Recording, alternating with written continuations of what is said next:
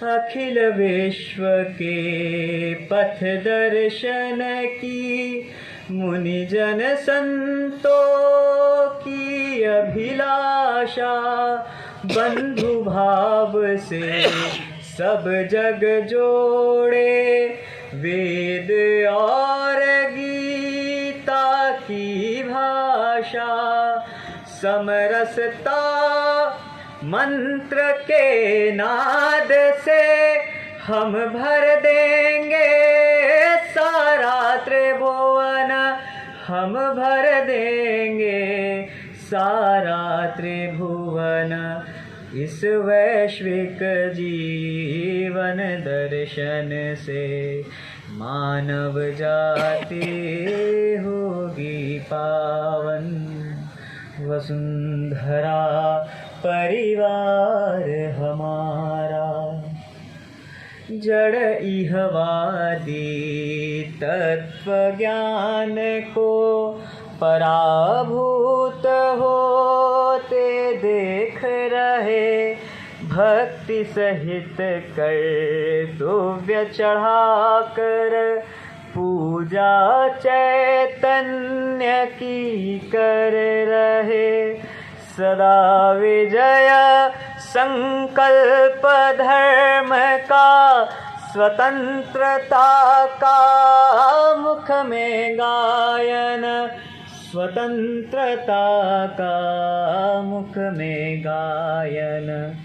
इस वैश्विक जीवन दर्शन से मानव जाति होगी पावन। मानस का यह संकीर्तन, इस वैश्विक जीवन दर्शन से मानव जाति होगी पावन। वसुंधरा परिवार हमारा, नवयुग के नव आह्वानों को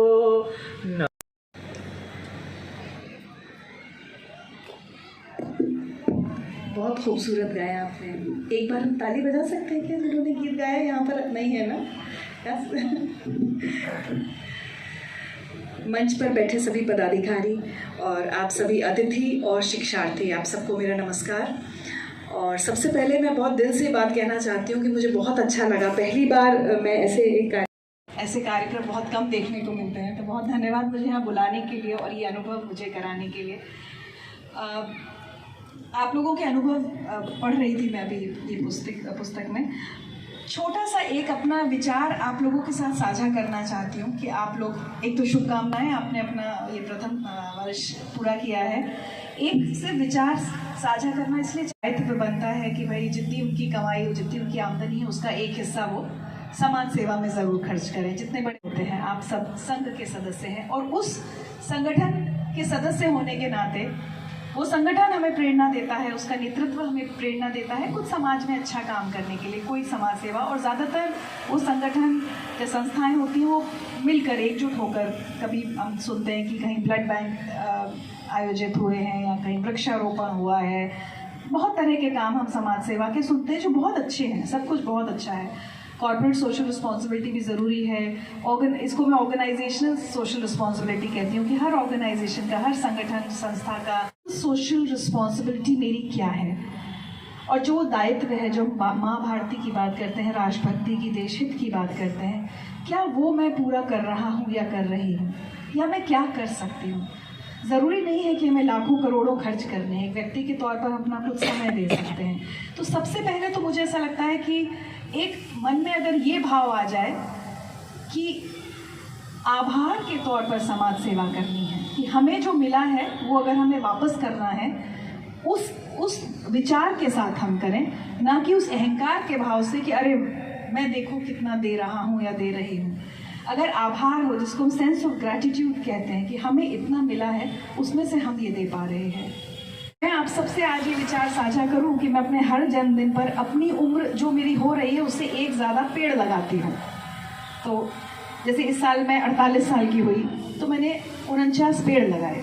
तो मैं ये दिखाने के लिए नहीं कर रही हूँ कि देखो मैं कितना बड़ा काम कर रही हूँ, मैं ये सोच कर साझा कर रही हूँ कि शायद आप लोगों के मन में भी ख्याल आए। तो एक हमेशा संतुलन बना के रखें जीवन में, कार्य अच्छा करें, उसको ज़रूर अपने कुछ दोस्तों को, साथियों को ज़रूर बताएं, ताकि आपका एक अच्छा काम हो सकता है आगे फैल सके, आगे बढ़ सके, कोई और आपसे प्रेरणा लेकर, आपका कोई दोस्त, आपका रिश्तेदार वही काम शुरू करे।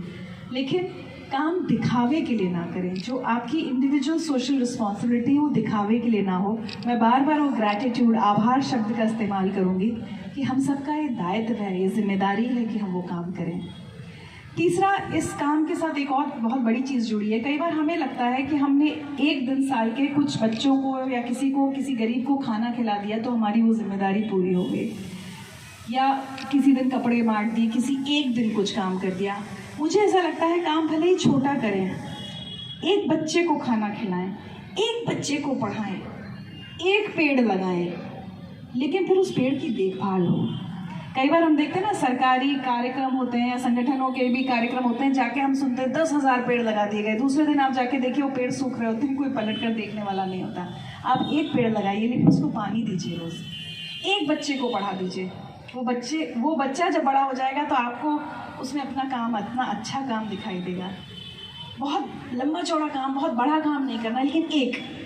और मैं बार बार ये कह रही हूँ कि आज कल जब आप वापस जाएंगे तो अपना सोचिएगा कि क्या मैं एक बच्चे को तो शिक्षा दी जा सकती है ना, या किसी एक बच्चे को हम स्कूल का रास्ता तो दिखा सकते हैं। किसी के माता पिता के पास उस बच्चे की स्कूल की फीस भरने के पैसे नहीं है, तो हम 1 साल सोच सकते हैं कि 1 साल तक हम उस बच्चे को पढ़ाएंगे। बहुत छोटे छोटे काम होते हैं, लेकिन कीजिए ऐसे कि जिससे सिर्फ खाना खिलाइए नहीं, किसी एक परिवार को खाना कमाने और खाना बनाने लायक बना दीजिए अगर आप कर सकते हैं। तो ये कुछ छोटे छोटे थॉट्स हैं।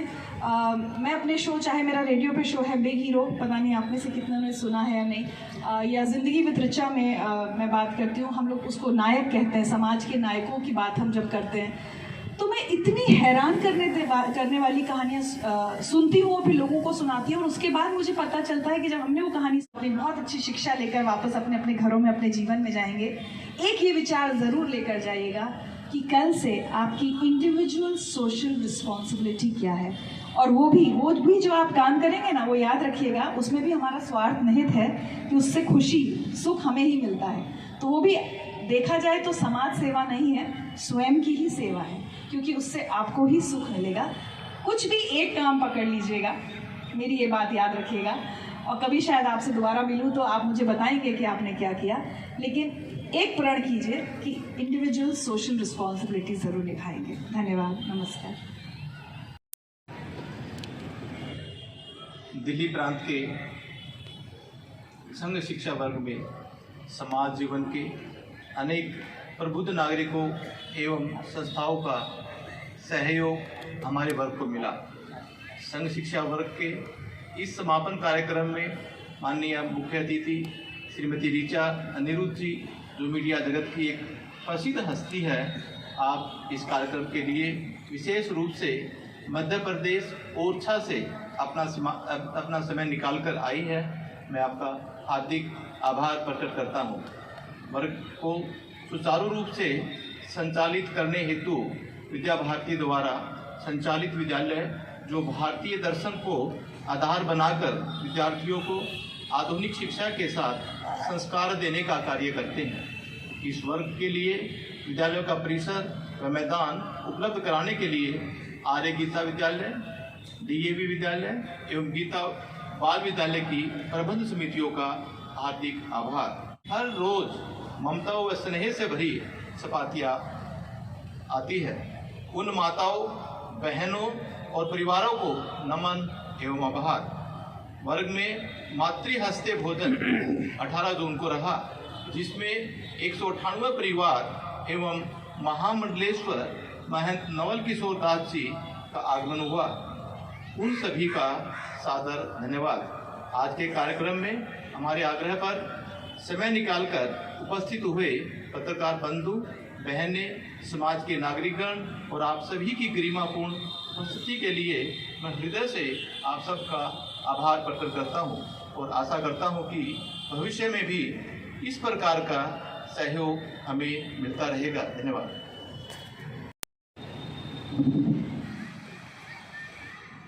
20 दिन के राष्ट्र साधना यज्ञ की समाप्ति पर आयोजित कार्यक्रम में आज की अध्यक्ष प्रसिद्ध पत्रकार श्रीमती ऋचा अनिरुद्ध जी, माननीय प्रांत संघचालक कुलभूषण जी आहूजा, माननीय वर्गाधिकारी श्री रमेश कुमार जी, संघ अधिकारीगण और समाज बंधुओं ने आज का ये जो कार्यक्रम देखा, मन में कुछ प्रश्न भी उठते होंगे और मन में एक प्रेरणा भी जगती होगी कि देश हमें देता है सब कुछ, हम भी तो कुछ देना सीखें। और इसी प्रेरणा से राष्ट्रीय स्वयंसेवक संघ अपनी 1925 से यात्रा प्रारंभ की और आज 98 वर्ष हुए। और कुछ जिन्होंने संघ नहीं समझा और बाहर से ही देखा, उनके मन में प्रश्न भी उठता है। लेकिन आज संघ विश्व का सबसे बड़ा व्यापी संगठन है। यदि धर्म जागरण हमारे समाज का वंचित वर्ग है, उसको पिछड़ा करके लोग उसको ईसाई मुसलमान बनाते हैं, उसके लिए वकील है और कुछ कार्यक्रम है और समता और ममता लाने के लिए प्रयास करना है, उनकी समस्याओं करना है। और ऐसी समस्याओं के बारे में हजारों इस धर्म जागरण के माध्यम से अपने मत धर्म को छोड़ करके दूसरे धर्म में गए, वो वापिस भी आ रहे हैं। राष्ट्रीय स्वयंसेवक काम कर रहा है, लेकिन एक काम जो सामाजिक समरसता, जिसको मैंने अभी कहा कि हमारे समाज का जो वंचित वर्ग है, उसके साथ समाज के लोगों का एक तरह से जिसको माइंड सेट कहता है।